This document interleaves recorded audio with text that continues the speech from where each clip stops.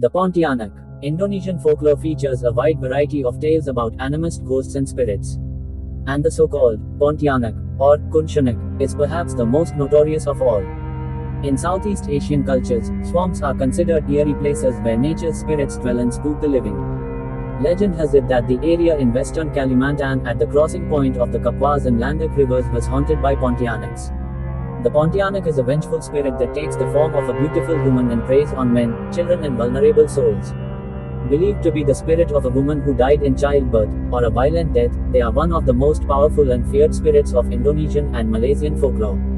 As bloodthirsty vampires, they eviscerate their victims with their long nails and dine on the internal organs. Despite the dire warnings shared with him by the local Dayak people, Sharif Abdurrahman Al-Qadri, 1771-1808, decided to set up a trading post at this crossing point in the swamp. The Pontianaks soon made their presence felt on Abdurrahman and his builders, and the story goes that they fired cannon into the swamps to destroy the area considered to be the Pontianaks' nest. A mosque and trading post were established and the developing city was named Pontianak. The trading post became very successful and Abdurrahman was made a sultan, the first sultan of Pontianak. A star of many horror movies both in Indonesian and Malaysian culture, these vengeful spirits are still alive and well in the nightmares of people. It is said that the scent of drying laundry will attract a Pontianak, hence many Malaysians will not leave laundry out overnight. Powerful spirits that can perform black magic, their presence is often heralded by a fragrance similar to the plumeria flower or the scent of rotting flesh. But it is also said she can be tamed to become the most perfect and beautiful wife. Simply drive a nail into the hole at the nape of her neck to enjoy a blissful marriage to a beautiful woman. Well, is a love life ever simple? Might be wise, however, to have her sign a prenuptial to ensure you hang on to your internal organs in the event of a breakup. India. The Pishacha, a vampire-like creature. The Pishachas in Hindu theology are believed to feed on the flesh of both the living and the dead. And horrifically, they are particularly fond of dining on pregnant women.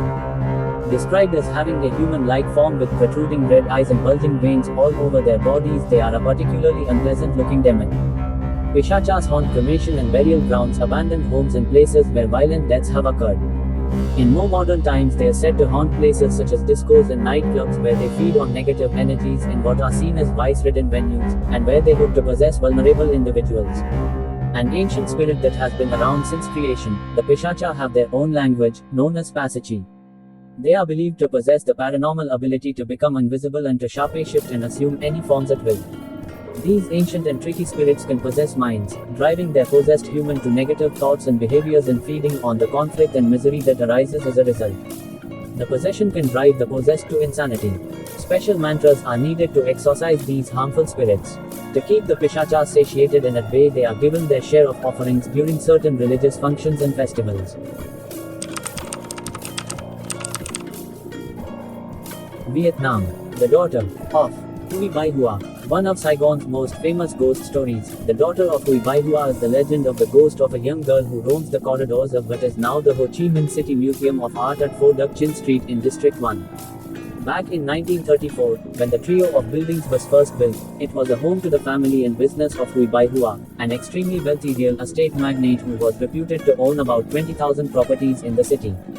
The main building used to be the family mansion and it is apparently haunted by the ghost of Hui's daughter.